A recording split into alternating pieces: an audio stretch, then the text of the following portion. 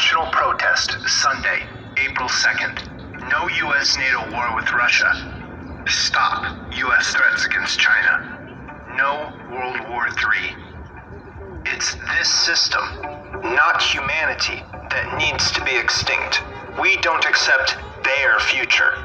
It's time to get organized for a real revolution. The Russian invasion of Ukraine a year ago was a criminal act.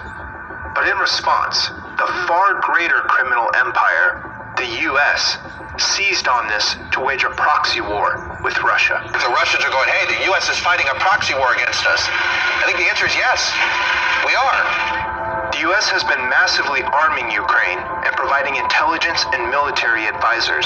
At the Pentagon today, spokesman John Kirby confirmed the U.S. is providing intelligence to the Ukrainians. The U.S. explicitly has helped Ukraine kill Russians. The U.S. has now started training the Ukrainian military. The U.S. is using this war to maintain and expand their global domination up against another imperialist power.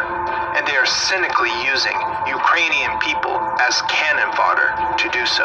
We want to see Russia weakened. At the same time, the U.S. is ramping up threats against China, which the U.S. has called a strategic rival. China is a serious, probably the most serious, geostrategic adversary the United States is facing. The rulers of the U.S. say they're doing this to defend freedom or to help Ukraine. Bullshit. What the U.S. is fighting for is not freedom, but control over a global system in which billions of people, especially in the global south, are brutally exploited.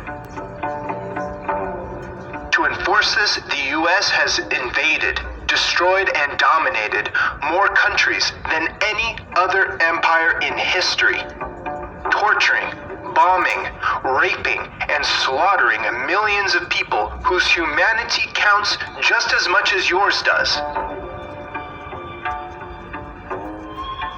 And now they're all of a sudden interested in supporting freedom? Don't believe their lies. Their goal is to stay top G, the gangster at the top of a worldwide system of exploitation and oppression. This confrontation could spiral out into direct military confrontation. All-out World War III that could lead to nuclear war and the extinction of humanity. The president warning the risk of nuclear Armageddon has not been this high since the Cuban Missile Crisis. Risk of nuclear Armageddon, Armageddon of nuclear war. Nuclear Armageddon. The urgent truth from the revolutionary leader Bobavakian is, we can no longer afford to allow these imperialists to dominate the world and to determine the destiny of humanity. They need to be overthrown as quickly as possible. as part of building up the forces to make this revolution, people need to wake up and stand up now. The dangerous dynamics in the world are being set by these rival and contending imperialists. We need to change this by standing up for the interests of humanity. No U.S.-NATO war with Russia.